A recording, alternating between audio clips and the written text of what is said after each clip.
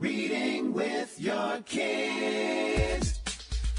Hey, so great to see you. Come on in. Hi, my name is Jedley, and this is the Reading with Your Kids podcast, an iHeartRadio Best Kids and Family Podcast Award nominee.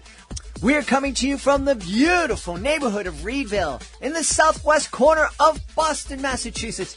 We are so very, very grateful and so very honored that you are joining us in our mission to help families grow closer through reading. Please be sure to subscribe to the show in the iHeartRadio app, on Apple Podcasts, Amazon Music, Audible, Spotify, Good Pods, Ghana, Himalaya, wherever you find your podcast. Our guest today is award-winning Master Chef Christina Tosi. She is here to celebrate Every Cake Has a Story.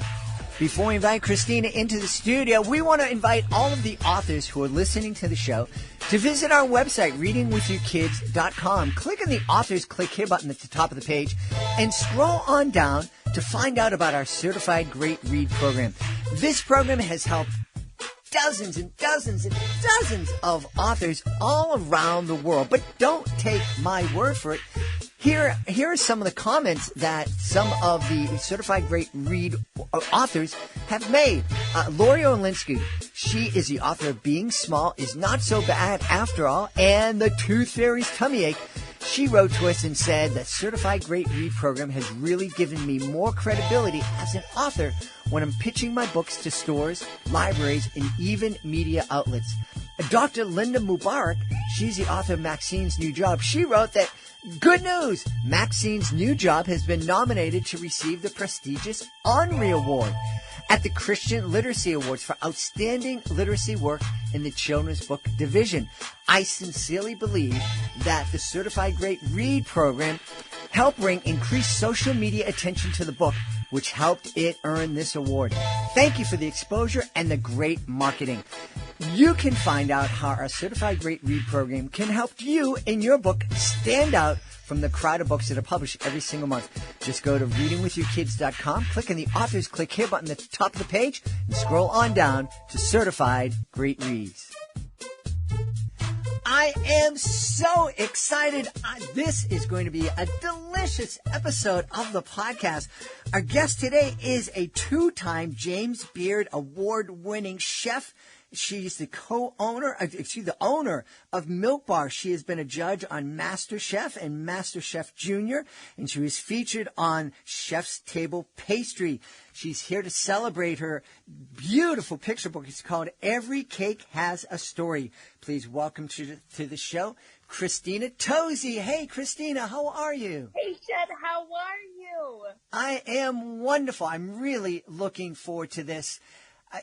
Cooking has been something that's been important in my life. It's something that I had to do when I was living on my own for 10 years. It was something my grandmother taught me how to do, and I just love it. Baking for me, cooking I love to do. Baking is where my heartbeat really lives. I grew up baking with my grandmother and my mom. It was something they loved to do. And you know how it goes when you're a little kid, like you end up doing whatever the person that is raising you does. And baking was their thing. So baking is my thing. And I love it so much that I do it for a living on a regular basis at Milk Bar. I built this crazy kooky bakery that loves baking and that also loves to challenge the rules of what a great cookie or a layer cake or cake truffle can be. I love that idea of challenging the rules. Give me a little example, please, of the latest way that you've challenged those rules. Okay, so new to the menu at Milk Bar, we have a layer cake. By the way, our layer cakes, we don't frost the sides of our layer cakes because my opinion on a layer cake is that you put so much time and effort and thought into the flavors and the textures of a layer cake. The thought of hiding them behind frosting, for me, feels like a shame. So we don't frost the sides of our cake. You can peek into all the different layers. And then on top of that, I believe that a layer cake can be all different kinds of flavors and ideas beyond just cake and frosting, essentially. So for this fall, we don't make just like a chocolate cake with vanilla frosting. Nothing wrong with that. I love a chocolate cake with vanilla frosting, but I think a layered cake can be so much more than that. This fall, my favorite thing to eat in the fall is an apple cider donut. So this fall at Milk Bar on our menu, we have an apple cider donut layer cake. So the cake sponge tastes like apple cider donut. There's this like gooey apple cider jam. There's donut crumbs and crunchies in the center. And then we make, are you ready for this? Donut frosting, where we take some of the donut and we whip it into the frosting because, again, I mean, I can eat vanilla frosting with a spoon, but at work, in challenging the rules, frosting can be so much more than the flavors that we know and love. And I just love seeing the world through the eyes of baked goods, especially a layer cake. Wow, my mouth is watering right now. Right? Yeah. I was telling Christina before we started that my daughter-in-law, the amazing Aliza, absolutely adores Milk Bar. And so I know she's going to be so excited when I let her know that we had this time speaking together. I love it. I'm so excited. Tell her the apple cider donut cake. Give me her address because we ship these cakes and cookies. We ship them all over the country. I think we should send her an apple cider donut layer cake and just see what she has to say from there. Something tells me you're going to become her favorite relative. Well, her favorite father-in-law anyway. Well, also her. Well, I'm really excited. I love every cake has a story. Where does a person who is on TV baking all these delicious treats, breaking the rules, find the time to write a children's book? You know, part of the way that I unlock my creativity as a grown-up is to go to the place where my creativity and imagination first took off. And that was as a kid. And so part of what I think about my professional responsibility on a daily basis is always having that really close connection with, I call it kid as a state of mind, like going back to that mindset. And the best ways for me to do that is to think about keeping those relationships with the younger generation and interacting with them and thinking about the lens of life through their eyes. And as I was thinking through why we do what we do at Milk Bar and how we think about breaking the rules and how we think about the way our dessert shows up in the world and why, it was so obvious to me that I'm always looking to connect with my younger self and with younger generations. That's for me when I feel the most alive. And I thought, I do this in my head so often, I have to put it down on paper. And the other fun fact is I just had my first little girl. She's 6 months old. And I thought to myself, you come into this reckoning as you become a parent, I believe, where you sort of say, what is my offspring going to think about? And how do I want to leave the world a better place? And how do I give them a mindset that I think is a really powerful one as they come into their own?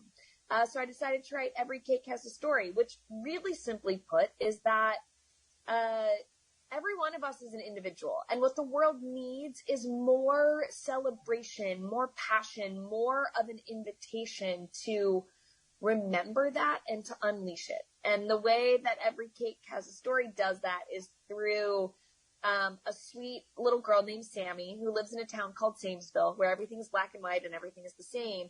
And she longs for something more than that. And I won't ruin the story, but the world comes to life for her in color and through imagination and creativity and positivity through a layered cake. And she realizes something really, really, really important and special in the world.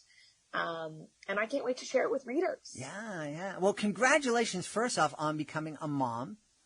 Thank you. You are starting a beautiful, beautiful journey.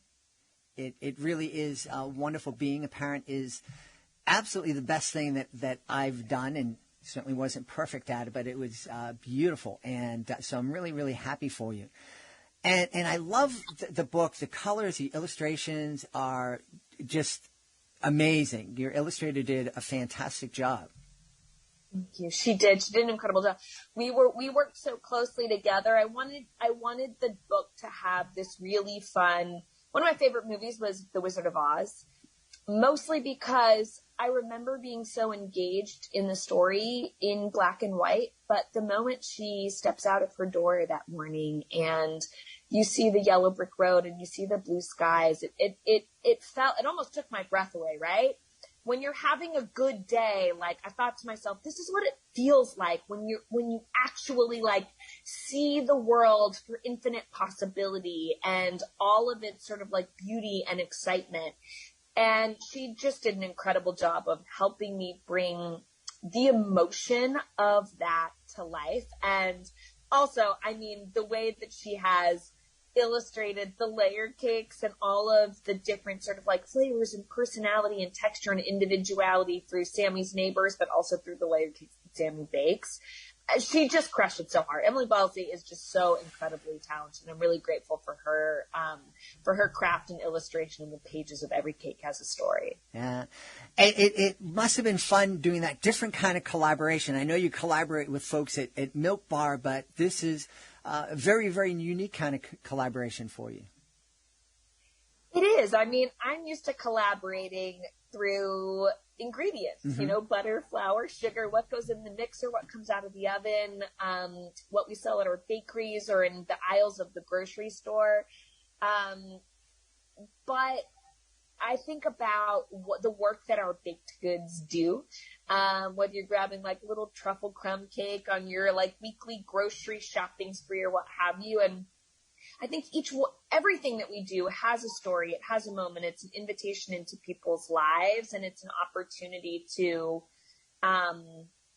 remind them of what life in color looks like and feels like. And now I can add to my resume picture book author. There you go. Which is super, super fun. Yeah. I want to take a minute to get back to you breaking the rules in the kitchen. And in just a few years, I'm sure you're going to be cooking and baking with your daughter.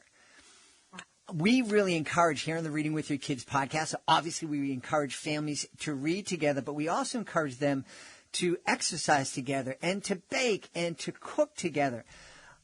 I know a lot of folks, when they're in the kitchen, they're in that, they got that recipe and they have to, that absolutely has to be 3/4 of a cup of this and a half a cup of that. Can you, what's your take on that when parents cooking with their kids, grandparents cooking with their grandkids? What's the best way to get in there and encourage your kids to be kind of creative and be themselves in the kitchen? It's such a great call, Jed, because baking is a precise science, but I really love to approach baking with an opportunity to learn. I don't approach baking with a lens of being precious, because I think baking is an opportunity to teach the people that we bake with creativity and curiosity, but also, wins and dare I say, like shortfalls, right? Not losses, because honestly, nothing with butter and sugar and flour in it is a loss, to be quite honest. But I learned so much about myself. I developed grit, the idea that I shot for something, that I had a great idea, that I went for it in the mixer, that I put it in the oven, and maybe it didn't rise as tall as I wanted it to, or maybe the flavor wasn't exactly what I wanted it to, but what that did, it didn't make me feel like I had failed. If anything, it drove my spirit and my passion and my curiosity even more. So I think it's really important, one, to make a little mess, two, to understand how to sort of like take the training wheels off of it, because I think you learn so much more about picking yourself up and sort of going, oh, well, that didn't turn out exactly the way that I wanted it to, but, the strawberry in it is great, or the way that I would do it differently the next time is. And I think that there's so much more to learn there than how to be so like strung on following every single direction to a T. And I think that learning the former first is more important than learning the latter. I think as we refine and fine tune, the latter is super important, right? Mm-hmm. But learning the trajectory of it first and foremost is super important. Things are going to go wrong in life. Someone's going to drop an egg. The eggshell's definitely going to get into the batter. But learning how to recover from that, I think, is a really, really, really important skill. I put one of those little baby carriers on. I bounce around with my daughter. We put on a playlist. I host this weekly baking club on Instagram for anyone of all age. And it's called Bake Club, super simply. But the whole premise of it is come as you are, come with who you are. And the rest we've got, right? It's about the spirit of what being a human is, which is we're imperfect, we're individual, and we want to show up and have a great time. Bake Club's an opportunity for that if you need an excuse, but also at the end of Every Cake Has a Story is a strawberry frosting recipe from Sammy. So if you need an invitation to get out of the pages of the book and into the kitchen, I've got you. And if you need an excuse from a professional pastry chef and baker that has built a baking empire, in the reality that it's about having fun, you can taste when someone's having a great time through the baked good. Here's your invitation. Yeah. You know, that measurement that I made, the 3/4 of a cup, the first time I ever tried to bake, me and my cousin were at his house and we got the instructions off the box and it said 3/4 cup of water. I thought it was 3 or 4 cups of water. And I wanted it to be super moist, so we put 4 cups in. And I think the great thing, well, obviously it made a mess. It did, it just became hot water in the oven. But when my aunt came home, she didn't freak out like, "What's wrong with you guys?" She just kind of laughed and she said, "Well, that was wrong, but this is how you do it right." And then we ended up making it right.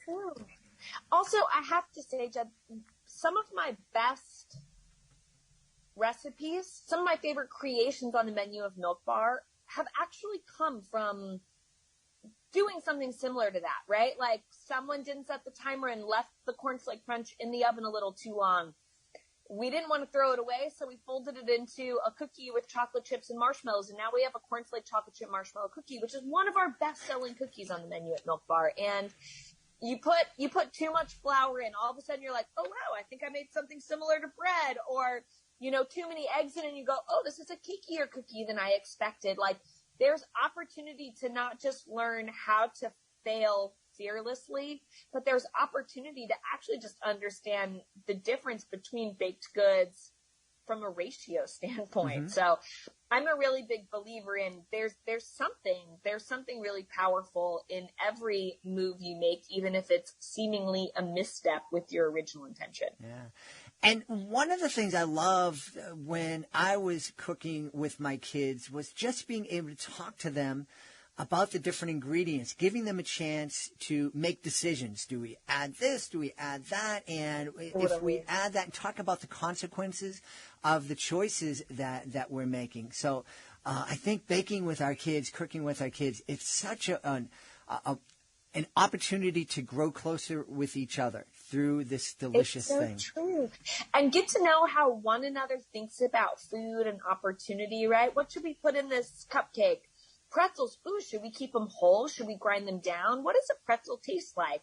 Oh, they are a little salty. You're right. Do you think we should think about, changing the salt in the recipe? No, right? It gets them engaged in thinking so that they don't think about food as fuel. Or I know a lot of parents have that sort of like there's a give and a take oftentimes at mealtime, and getting kids involved in the kitchen, whether you're cooking or baking, because a cake is the layer cake in Every Cake Has a Story is a metaphor for anything and everything in life, right? It could certainly be on the savory side of the kitchen, but if your kid is down with mac and cheese, which I know I was as a kid, my nieces are as well, I love to go like, what else could we put in mac and cheese that could be interesting? Like, let's change it up a little bit tonight, right? Like, it's Wednesday night. Why not? And it gives them an invitation into thinking about anything and everything with a sense of curiosity. And to your point, it lets, all of a sudden you can unleash this curiosity in them, but also what's your favorite flavor? How do you think about it? Or like, do you know how I take my mac and cheese or whatever it is? It's an incredible opportunity to connect. Yeah. Yeah, it really is. Tell me, was there any you talked about how some of your best-selling items came from what you thought was a fail. Was there any experiences where you thought something was gonna be a home run, and then when you tasted it, it's like, yeah, no, this isn't gonna go up on the shelves? 100%. I mean, this is like to be a baker for a living, to be a pastry chef, to do anything on the culinary end. I joke with my team that you have to be fantastic at failing, because this apple cider donut layer cake that I told you about, 43 versions later, we got to a final. So imagine being super passionate about this idea that the flavor story of this layer cake, when we set out, is going to be apple cider donut. There's all this emotion, there's a seasonality, right? Like, you have an idea of exactly what you want it to taste like. And then you have to figure out how the heck you're going to get it to taste that way. Imagine failing 42 times at this idea and still having the passion and the vision and the desire to figure it out. I mean, this literally is what I do for a living. So, okay, some fun fails. I thought the idea of doing a gummy bear flavored ice cream when we first opened Milk Bar like 12, 13 years ago, gummy bear ice cream. Everyone loves gummy bears. Everyone loves ice cream. What could go wrong? Terrible. It doesn't work. I can tell you right now, it's not a thing that should come out in the world. I love to do these riffs on things. So I said to myself, like, we don't make just a chocolate chip cookie, but we make this cornflake chocolate chip marshmallow cookie. So we would never make just a cheesecake, because we would want to sort of like challenge the rules. And I thought to myself, I love American cheese. I love to eat it by the slice. American cheesecake. And I love a great sort of grilled cheese tomato soup. So I was like, American cheesecake, tomato sorbet. I thought I was really onto something. 12, 13 versions in. My team finally looked at me and said, Christina, we love you. Oh, Ritz cracker crust, by the way. Christina, we love you, and we know how excited you are about this. Like, maybe it's time to just put it to the side, because it resonates with you, but I don't know that it's resonating with anyone else here at Milk Bar. The idea of what we're currently working on is like a brownie. If a brownie and a chocolate cookie came together, what would that look like? We do this all day, every day, and you have to, it's about encouraging creativity to any and every extent.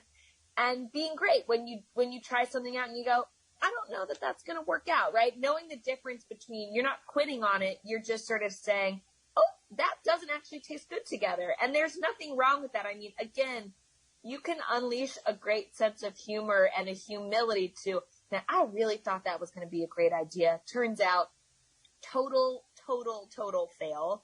But it teaches you the resilience that you need to be really successful and to be really bold about dreaming big and being human, allowing yourself to be human. So plenty of mistakes on mine.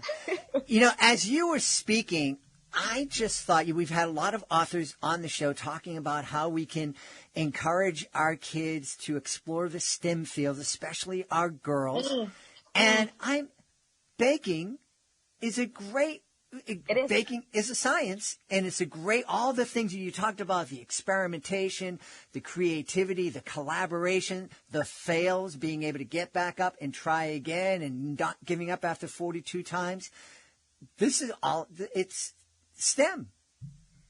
It is. It really is STEM, and I think that you would never think, right? Like from a picture book about a girl who dreams of a layer cake that can be more and should be more. That is a representation of her to what it feels like to be in the kitchen. I mean, you're always A/B testing. What if this? What if that? What's the difference? What happens when? I mean, when you're blazing your own trail in anything, in any craft, in any form, that's what we need more of, right? We need humans that are dying to blaze their own trail and to continue to create things in this world that haven't existed before. Yeah. And to be driven by the incredible feelings that brings, for good and for bad, you know? Absolutely. The bad is never bad, I guess, is the other point of it. Yeah. You know, you work through a code, you run it, it doesn't run.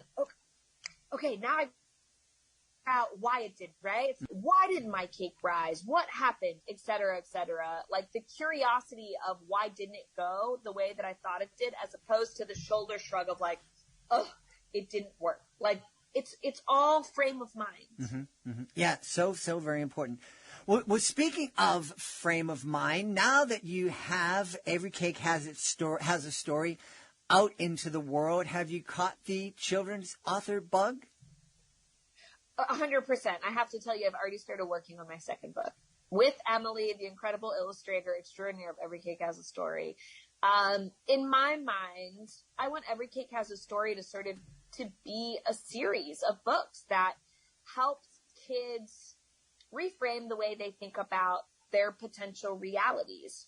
You know, the good and the bad stuff that you think makes you different, or that gives you an experience that you think is irregular, that you shy away from, whether it's, I don't know, wearing glasses or getting braces, or I think about the things that always made me feel a little bit unsteady. My parents got divorced when I was younger, and I always thought, like, how am I supposed to feel about that? And instead of allowing that question to exist in kids' heads, I think a layer cake can help kids understand, like, my realities are positive no matter what happens, because they're part of what's making me.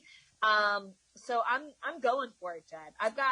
I'm working on book number 2, and I have so many more ideas in my head to come, and I can't wait to bring them to life. Well, we can't wait for you to come back and tell us about book number 2. You have an open invitation anytime here on the Reading with You Kids podcast. In the meantime, please tell everybody where they can go to find out more about Every Cake Has a Story, more about Milk Bar, and more about Christina Tosi. Oh my gosh, milkbarstore.com. You can follow us on Instagram at milkbarstore or at Christina Tosi. I would love to welcome you into Bake Club. But also, most grocery stores out there, you can find our cookies, our truffle on the cookie aisle, our truffle crumb cakes in the refrigerated section, or ice cream in the freezer section. And we can't wait to be a part of your lives. Awesome. We've had a fantastic time speaking to the author of the delicious new picture book. It's called Every Cake Has a Story. Our guest has been Christina Tosi. Hey, Christina, thank you so much for being with us this morning. Thank you for having me. And just so you know, I owe you an apple cider donut layer cake.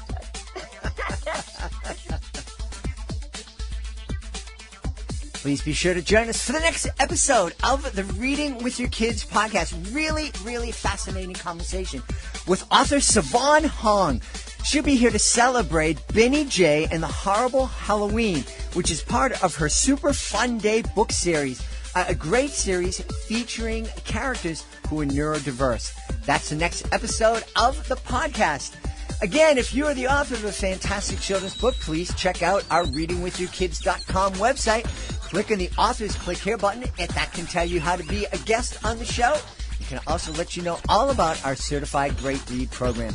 Want to thank the folks who made today's show so wonderfully delicious. Let's start by thanking our guest, Christina Tosi. Be sure to check out Every Cake Has a Story, and also be sure to check out Milk Bar. It's delicious. Also want to thank my team, Alana Doherty, Fatima Khan. I want to thank my interns, Rory, Grady, Michael Murphy. I want to thank my beautiful wife for all the support she gives me. Most of all, we all want to thank you. Thank you so much for taking the time to join us today. And as always, thank you so very much for taking the time to make the world a better place by reading with your kids. I'll be looking for you in the next edition of the Reading with Your Kids podcast.